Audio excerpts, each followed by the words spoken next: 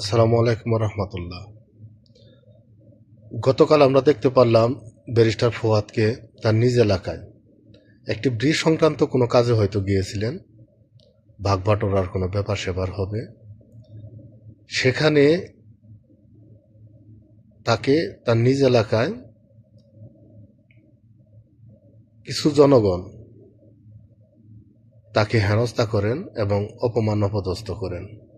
কোনো রকমে সে পুলিশি পাহারায় স্থান ত্যাগ করে। তো এই ব্যারিস্টার ফুয়াদ যে টকশোতে বসে বসে যে সমস্ত গালিগালাজ, যে সমস্ত কথা বলে, সেই কথাগুলো সবসময় আমরা দেখেছি উস্কানিমূলক এবং মবকে উস্কিয়ে দেয়।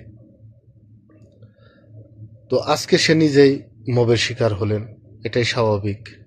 যার জন্য কুয়া খুঁজবেন সেই কুয়া নিজেরই পড়তে হয়। এই ঘটনার পরে গতকালই তাৎক্ষণিক তাসনিম জারা হলো মবের মা, আবার কেউ কেউ বলে মবের রানী, অর্থাৎ মব মারানি। তিনি ইনিয়ে বিনিয়ে বলতে চেষ্টা করলেন যে তার উপরে যে, অর্থাৎ ব্যারিস্টার ফুয়াদের উপরে যে হামলা হয়েছে, এই হামলা আগামী নির্বাচনের জন্য একটি অশনি সংকেত। আপনারা এখন রাষ্ট্র ক্ষমতায়, আপনারাই সবকিছু, মব সৃষ্টিকারী করছেন আপনারাই, মবকে উস্কিয়ে দেন আপনারাই, সমস্ত কিছুই করেন আপনারাই। আর এখন যদি আপনারা বলেন যে এটা নির্বাচনে বাধা হয়ে দাঁড়াবে, তাহলে যারা অন্য অন্য দল আছে তারা কিভাবে নির্বাচন করবে? এই সংখ্যা থেকে যায়। আজকে নাহিদ ইসলামকেও আমরা একই রূপ দেখলাম সাংবাদিক সম্মেলন করে।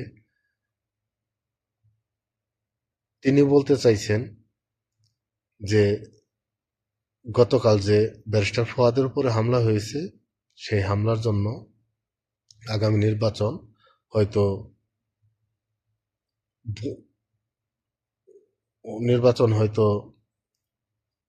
গ্রহণযোগ্য নাও হতে পারে এবং নির্বাচনের জন্য বড় বাধা হতে পারে।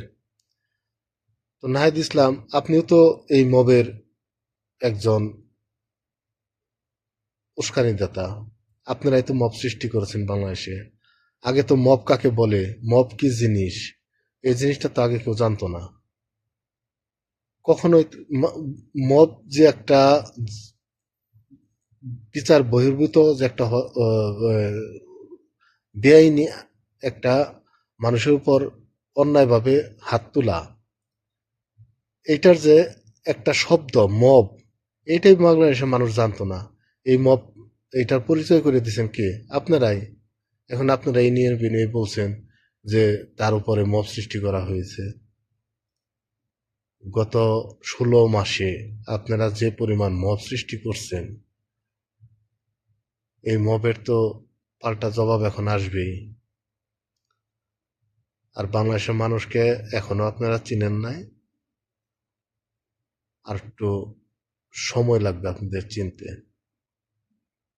সবাইকে ধন্যবাদ। আসসালামু আলাইকুম।